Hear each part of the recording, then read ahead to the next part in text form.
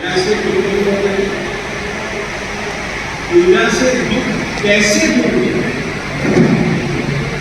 जब हम यह समझ जाएंगे ना कि पूजा से किस तरीके से दुख दूर होते हैं, पूजा में ऐसी क्या विशेषता है जो दुखों का नाश कर सकती है, दुखों का नाश कर देती है,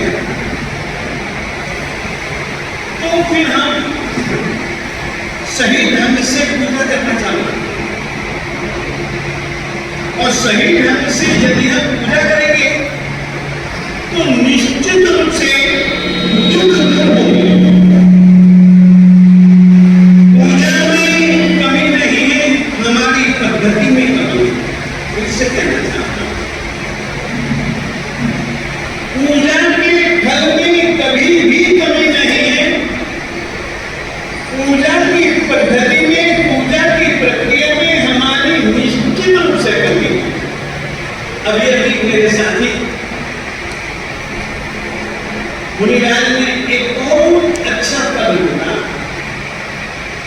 उपसर्ग यहाँ कुछ है, शिवजन के विघ्न वलय मन प्रसन्नता देवी पूज्य नाम इतनी। दो बातें समझ करके चलो। वैसे तो तीन बातें हैं, परंतु तुमको दो बातें कहना चाहिए। कर्मों का बंधन और कर्मों का आश्रय अलग अलग चीज है। कर्मण वर्गना का आश्रय मेरी आत्मा के प्रदेशों में यह आश्रम कहलाता है। आए हुए जो कर्म है वे आत्मा के साथ एक में, जैसे कि दूध में पानी डालो तो दूध पानी एक में, जैसे कि लोहे के गोले को आग में डालो तो लोहे का गोला और आग एक में, उस ढंग से कारण वगैरह अब आत्मा के प्रदेशों का जुड़ जाना वो बंद कहना है। आश्रय और बंधन का मुख्य आधार दिल है, दिल, दिल है, दिल, दिल है, दिल। योग है मन की प्रवृत्ति, वचन की प्रवृत्ति और काया की प्रवृत्ति। मन का व्यापार, वाणी का व्यापार और काया का व्यापार, ये तीनों प्रकार के व्यापार कार्बन वगैरह के उद्गमों को हमारी आत्मा में खींच करके ले आते हैं। अब फिर क्या होता है, वे बदल जाते हैं। लाने वाले कौन सी चीजें? मन, वचन और काया। कर्म बंधन में भी इन्हीं चीज की भूमिका है, कर्मों को खींचने में भी इन तीनों की भूमिका है। यदि परमात्मा के प्रति भक्ति से भर जाओगे तो क्या होगा? कर्मों का क्षय। हम परमात्मा की पूजा करते हैं भक्ति से, अपनी आत्मा को, भक्ति से अपने दिल को भरे बिना।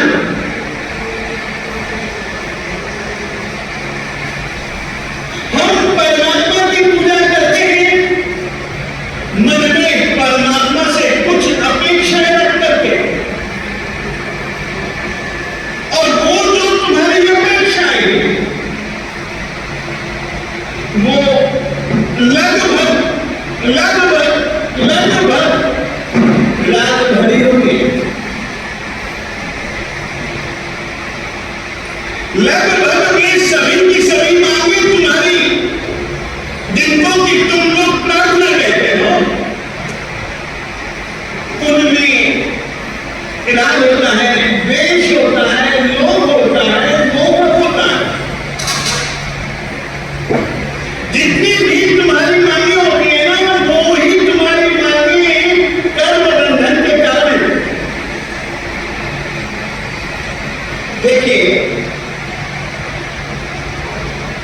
हम एक सूत्र बोलते हैं, प्रार्थना के लिए मना नहीं है, परमात्मा के पास प्रार्थना किया करो।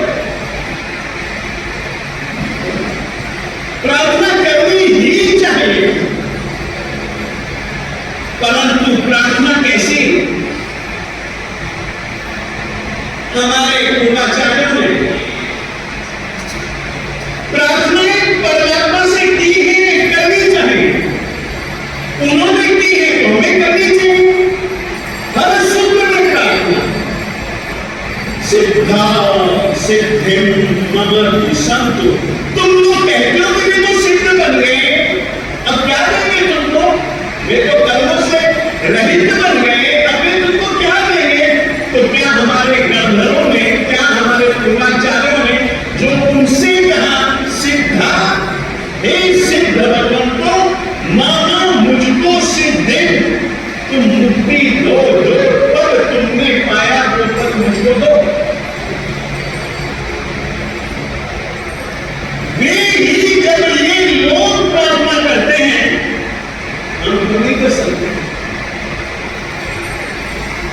वे तो सूत्रधार हैं, वे तो शुद्ध प्ररूपक हैं। वे प्रार्थना करते हैं, प्रार्थना करते समय राजा मेरे उनको तुम साक्षात देखो, तो आ गए मेरे राजा, मेरे मालिक आ गए, वो तो तुम करते गए। पूजा छोड़ देते हो कि पूजा से कुछ मिलता नहीं। अरे यार, पूजा की पद्धति तो सीखो तो सही।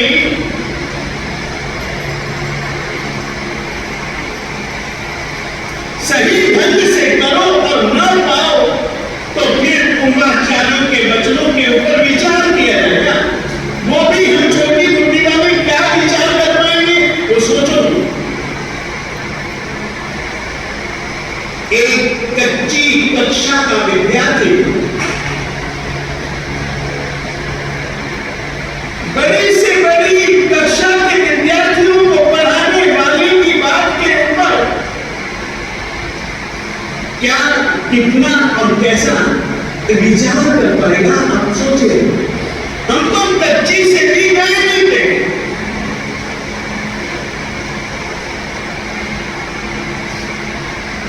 और वे शुद्ध घरों को वाचना देने वाले केवल ज्ञानी महापुरुष, उनके वचन के ऊपर हम क्या विचार करें? मगर आदमी की एक आदत गलती हमेशा दूसरों में ढूंढने की, गलती हमेशा दूसरों की देखने की। मैं तो गलती कर ही नहीं सकता। छोटी सी बात कहूं, एक कहानी है, बड़ी सुंदर, बड़ी प्यारी कहानी है। दो भाई आपस में लड़ पड़े। जैन साहित्य की कहानी। दो भाई आपस में लड़ पड़े और लगभग याद रखना, अन्याय, गलत काम बहादुर आदमी नहीं करता।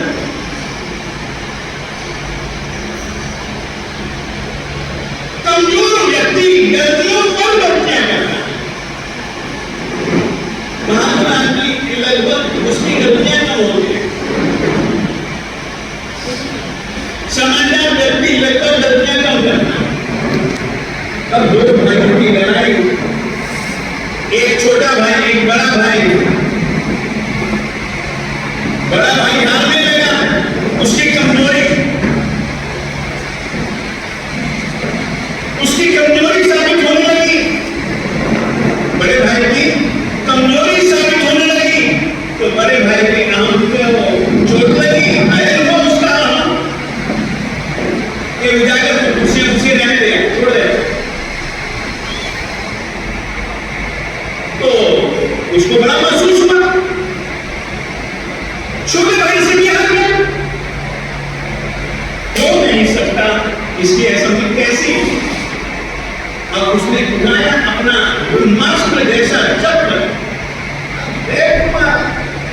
घुमाया, घुमा करके एक मेघ दिया, you you you you you घुमाएंगे तो क्या होगा? चक्र में वेग आएगा अपने जमीन के वेग के साथ। दिया वेग और छोड़ा चक्र, चक्र ये देखना मुश्किल है।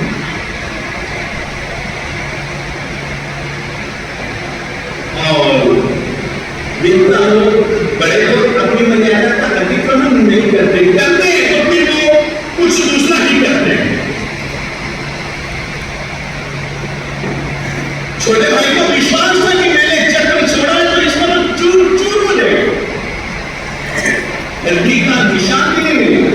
मगर हुआ उल्टा, चक्कर में उसकी फेरियां निकल की, उसने 3 फेरियां काटने के बाद उसने उसको पकड़ लिया चक्र को, चक्र को पकड़ लिया।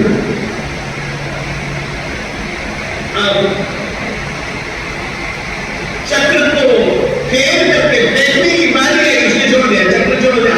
चक्र की क्या है, इसकी चीज एक बार ध्यान रखो, बड़े आदमी को बड़े आदमी का पाप ही खाना है। बड़े आदमी को अपन क्या कह सकते हैं, परंतु बड़ा आदमी ने जो अभिमान किया और अभिमान के कारण से जो उसने बांधा वो उसको भुगतना पड़ेगा ही।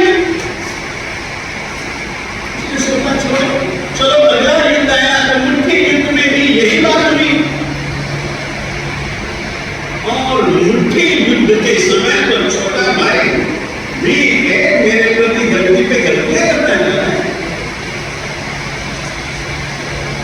छोटे भाई ने सोच लिया, गलतियों पे गलतियां, चक्कर छोड़ना भी गलती थी, और मुझे इतनी जोर से मुट्ठी मुक्का भी नहीं, इतना मिट्टी में धस गया। अब सुन तो छोटे भाई को बड़ा गुस्सा आया, और उसने गुस्से में मुट्ठी उठाई और सचमुच में उसकी मुट्ठी की ताकत थी कि यदि वो मुट्ठी उसने मार दी कि ना भरत को, तो भरत की तो हड्डी का चूड़ा भी नहीं मिलना है। वो तो इतना गुस्सा, छोटा भाई बड़े भाई को मार देता ना, उसका नाम भी बाहुबली, मार देता ना, एक पर जाती ना तो उसका तो नाम का निशान नहीं मिल जाता। लोगों ने सोचा ये छोटा भाई बहादुर को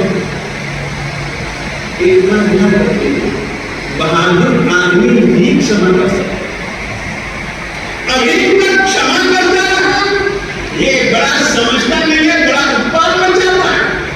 आज तो वही जाने लोग आए, जितने भी जन दर्शक थे उन्होंने अनुमान लगा लिया कि भरत जी तो अब गए सो गए, खत्म कहानी भरत की। विवेक एक ऐसी चीज है न जाने कब पैदा हो जाए, विवेक वह चीज है न जाने कब मिल जाए। लोगों ने कहा अनर्थ हो जाएगा, और उन्होंने बोलना चालू किया, सुना। एक विवेक जागृत हुआ, मुट्ठी मारी तो नहीं कि मुट्ठी से सुई के सिर के अंदर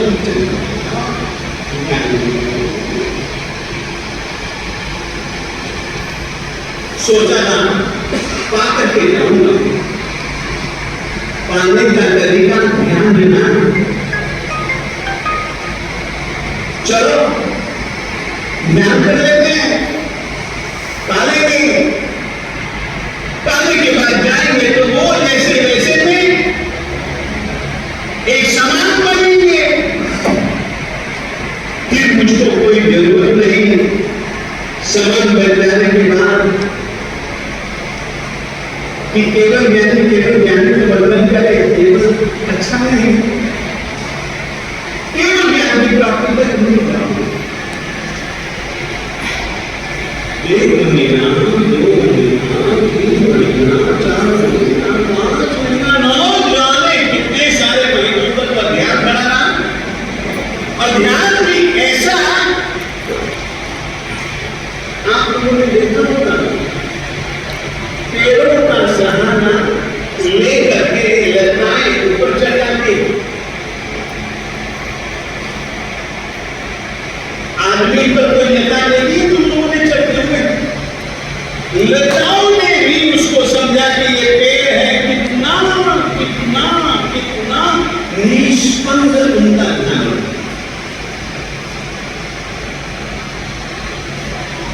इतना निश्चल उनका ध्यान होगा कि लताएं भी शरीर को लपेटते हुए सारे शरीर में लगे। सोचिए कितने निष्पन्द होंगे। पंछियों ने एक घोंसले बना दिए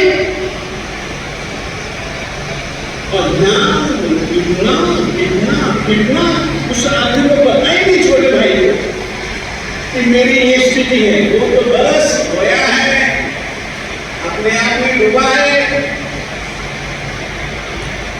ध्यान एक गंगा का ऐसा स्रोत,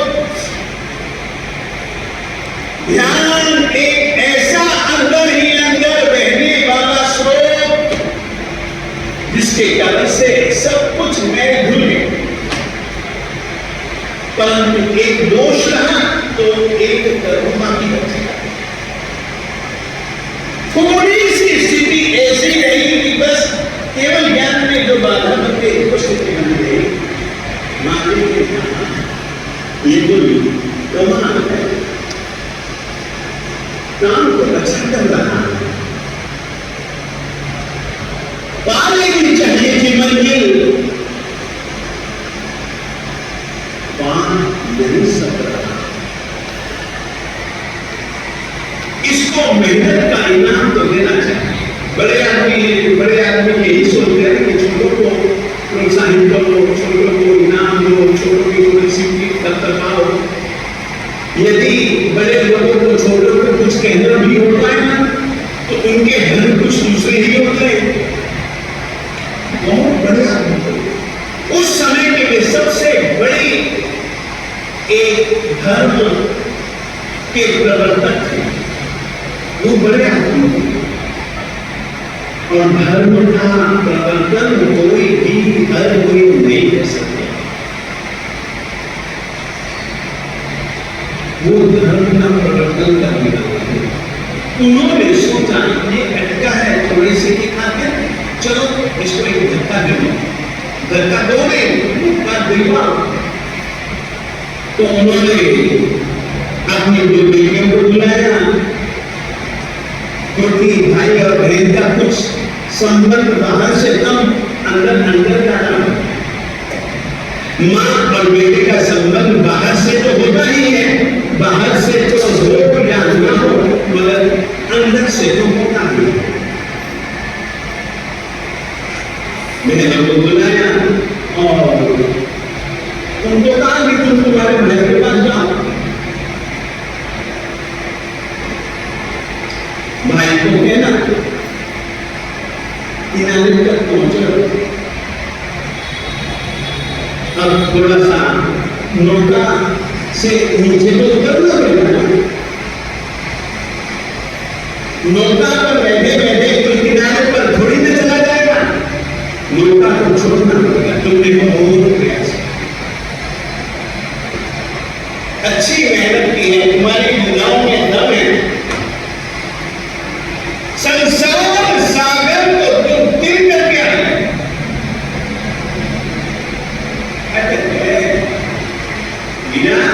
मीरा यानी भाई, मोरा मेरे भैया, मीरा मोरा धरती ऊपर, मेरे भैया हाथी से नीचे उतरना है। हाथी पर चढ़े हुए व्यक्ति को कभी केवल ज्ञान नहीं होता है। तुम केवल ज्ञान के लिए साधना कर रहे हो, हाथी पर बैठ करके कर रहे हो। ईश्वर को भाई ने पहचान लिया। उसने सोचा पहले छुट्टियों में होती है, मैं किसी हाथी पर तो नहीं होता। सोचने लगे, सोचते सोचते थोड़ा सा कहने गए और उनको महसूस हुआ कि अरे ये हाथी को हाथी नहीं, जो सुरक्षा जो सड़कों पर चलते हैं वो हाथी की काम नहीं।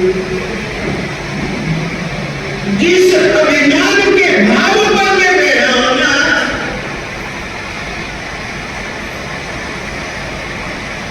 उस भाव अभिमान से नीचे उतरने की बात कर रही है।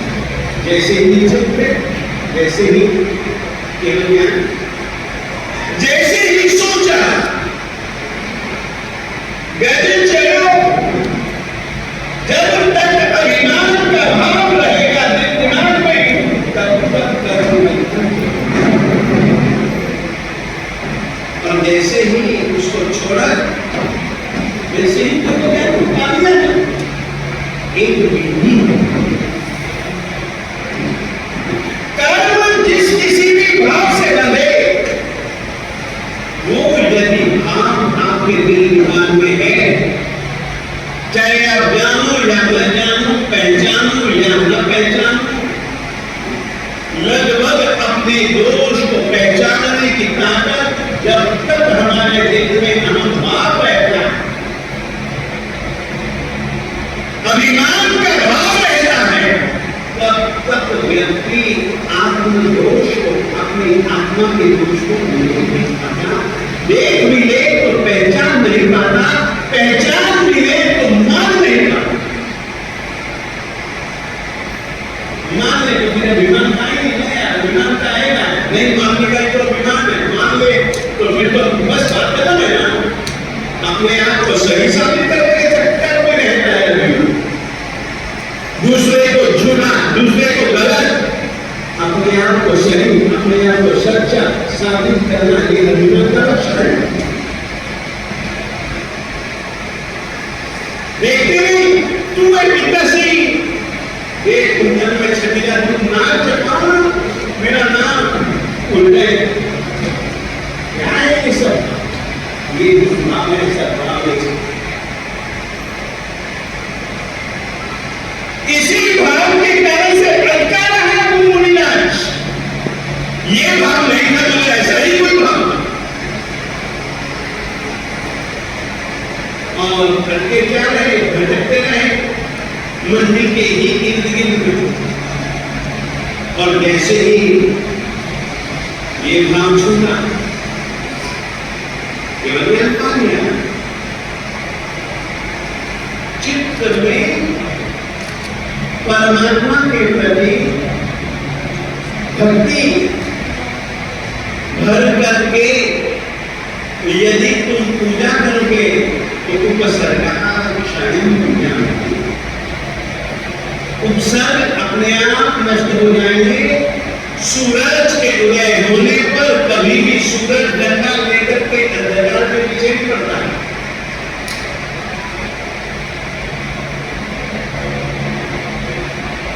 सूरज का उदय हुआ, अब ये अंधकार में हुए परमात्मा की पूजा की दो, परंतु पूजा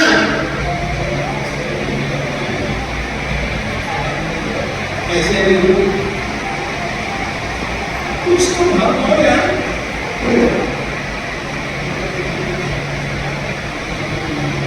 पूजा के भाव लाओ, पूज्य की बेहद कृतज्ञता।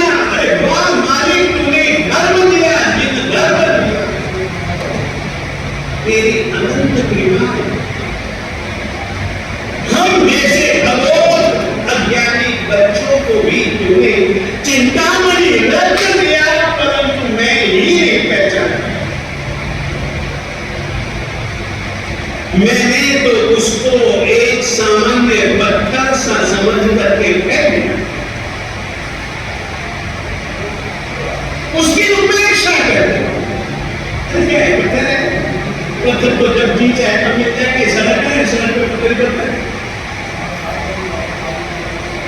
हमारी पहचानने में गलती हो गई, हमने हीरे को पत्थर समझ लिया। इसीलिए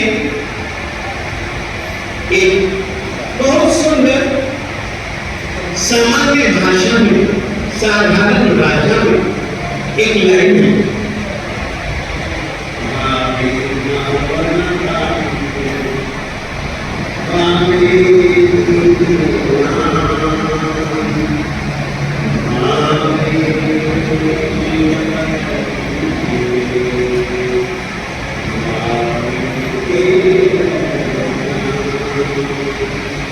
सर्वों में दूर होने होना है, अंतराल में दूर होना ही होना है, दिल को खुश कर ही कर देना है भावों ने, और वो भाव परमात्मा के प्रति, मालिक के प्रति यदि अपने दिल दिमाग में भरे हुए हो तो फिर समझ लो कि चंदन तुम परमात्मा के देह पर लगाओगे, ठंडी धर्म निरंतर की आत्मा,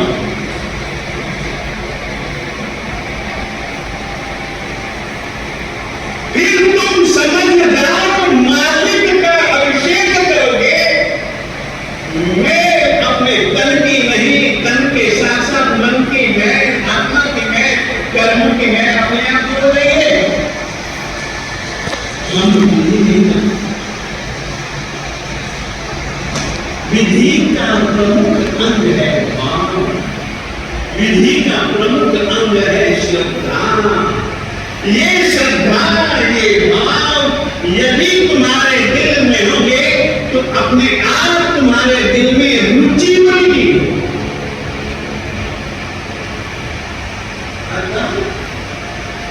जिंदगी में उपसर्ग यांति उपसर्ग नष्ट हो जाता है, छिद्यन्ते वीर्य बलनाया, जंजीरें हो गई, जंजीरें बल्ली कहलाती है। ये कर्मों की जंजीरें हमारे को आगे नहीं बढ़ने देते, वो कर्मों की जंजीरें छिद्यन्ते अपने आप कट जाती है। मानतुम सुरीश्वर जी महाराज साहिब की जंजीरें अपने आप करके थी। भक्तामर स्तोत्र के कारण भक्तामर स्तोत्र में शब्द नहीं, शब्दों में उनके आत्मा छुपी थी, उनका दिल छुपा, उनकी श्रद्धा जुड़ी हुई थी उन शब्दों के साथ। अतः जंजीरें टूटे, कमरे में अंधेरा ही अंधेरा, प्रकाश हो गया। मालिक आएंगे तो प्रकाश नहीं होगा, मालिक आएंगे तो क्या ये उपसर्ग टिके रहेंगे? नहीं, मगर मालिक को दिल में लाने के लिए भावना चाहिए, श्रद्धा चाहिए, एक मस्ती चाहिए, एक विश्वास चाहिए। आज